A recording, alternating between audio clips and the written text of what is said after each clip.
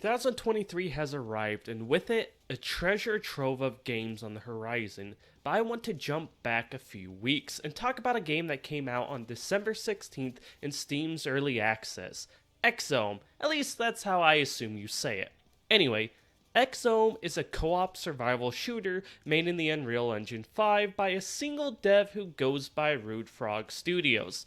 The experience he has created on his own is surprisingly fun, but what kind of experience is that exactly?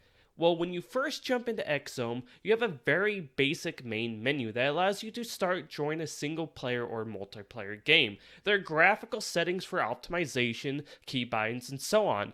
Good enough for an early access game. But I must say there isn't any controller support right now as I'm making this video, which I'm sure sucks for a lot of players, but it is coming down the road, so hopefully the wait isn't too long.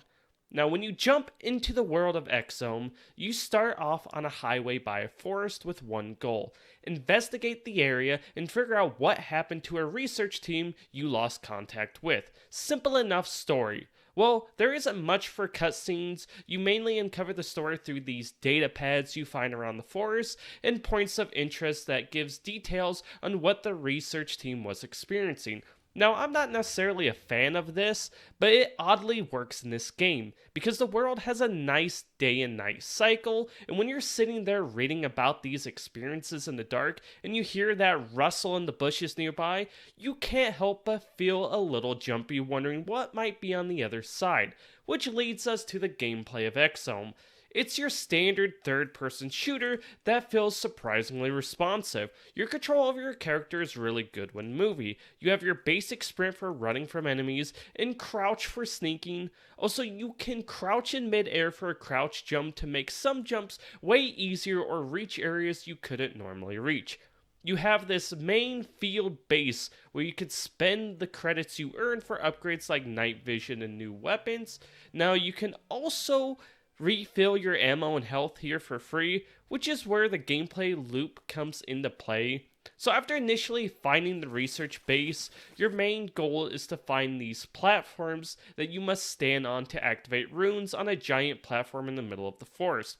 Well, every time you do this, you have a horde of aliens that come and attack you, but with every new platform, you have more and more aliens attack you. There becomes more types of them, and they start roaming the forest more and more, which is where you see that gameplay loop come into play.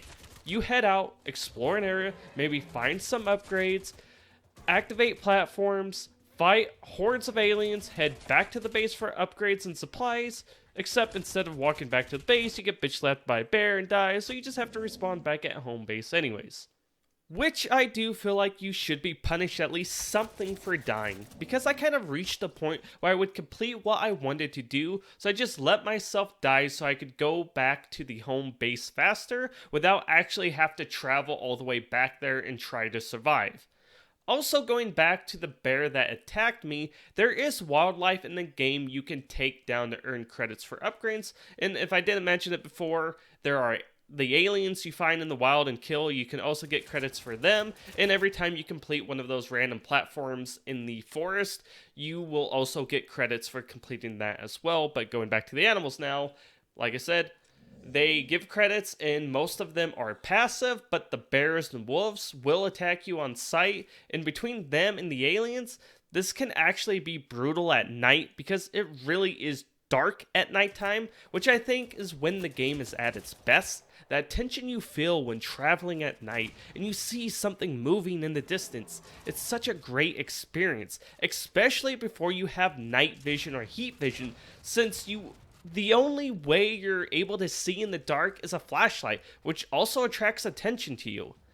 Now, jumping back to earlier about optimization, the game doesn't really dip in frame rate when moving around the world. Only time I've really seen a drop was when I was in the main research base. Even then, it wasn't bad. I averaged 40 on high graphics, 60 on medium graphics, and 90 on low graphics. It might be a bold statement, but I have a good feeling this will get even better as the game gets closer to its 1.0 launch. Then as for bugs, the only one I experienced was some animation glitches with the animals and aliens, which wasn't a big deal to me at this stage of development.